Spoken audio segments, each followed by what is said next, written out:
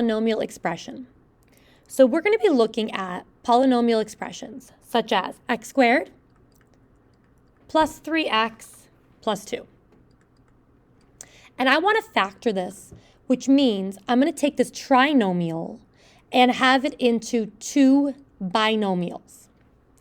Now, in this case, we kind of have a skeleton here.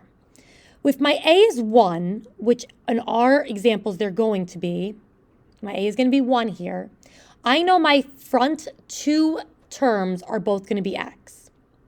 So here's the goal.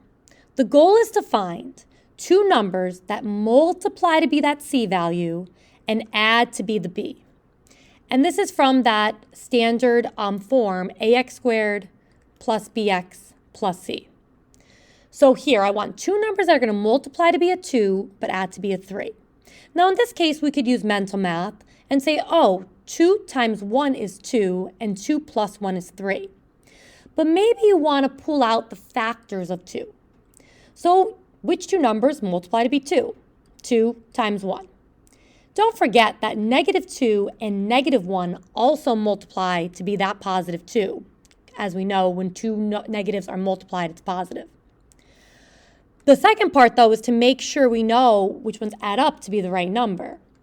So 2 plus 1 is 3. -2 plus 1 is -3. Now I want the positive 3 here. So here are my two numbers I'm looking for. So I would fill in here x plus 2, x plus 1, or x plus 1 times x plus 2. So let's look at another easier example. X squared minus 5x minus 50. So again, the goal is I need two numbers that multiply to be -50 but add to be a -5. And this is only because my a is 1 here. So I'm going to write down my -50 and start writing down numbers that multiply to be -50. The obvious ones, 1 times -50, but don't forget -1 times +50 also multiplies to be -50. 2 times -25, -2 times +25. 3 does not go into it. 4 does not go into 50, but 5 does. 5 times -10 and -5 times +10. And then 6, 7, 8, and 9 do not go into 50. So I look here. I'm looking for the pair that adds to be a -5.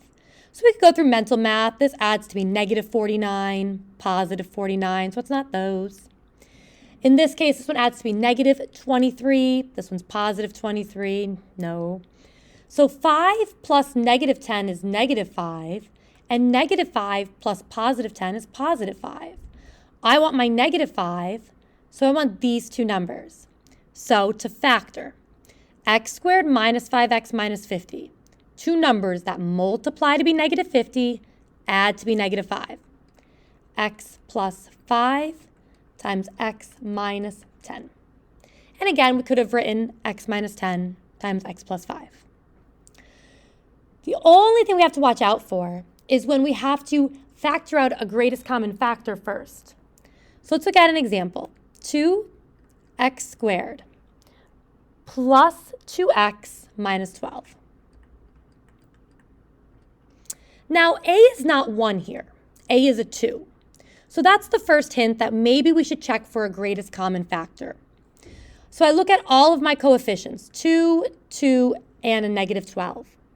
Well, the greatest common factor, a factor I could take out of each of these numbers, is a 2. Well, again, there's nothing more you can take out of 2 except 1 and 2. So a 2 can come out of each of here. So I'm going to say 2 times the quantity, x squared plus 1x minus 6. I'm dividing each of those by 2. 2 divided by 2, 1. 2 divided by 2, 1. -12 divided by 2, -6. Now, I have that a to be 1, and I could factor. So two numbers that multiply to be -6 and add to be a 1. So we'll pull the -6 out.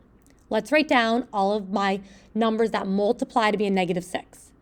-1 and +6. +1 and -6. +2 and -3, and -2 and +3.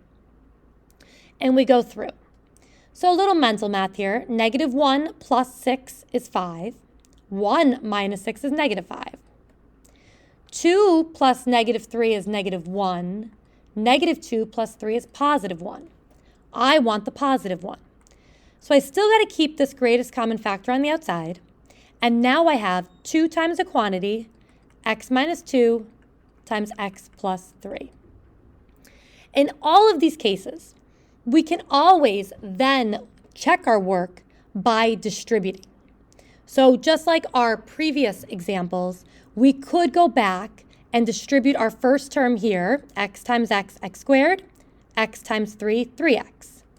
So I would have x squared plus 3x. Negative 2 times x, negative 2x. Negative 2 times 3, negative 6. Like terms, x squared plus x minus 6. So I know I did it correctly.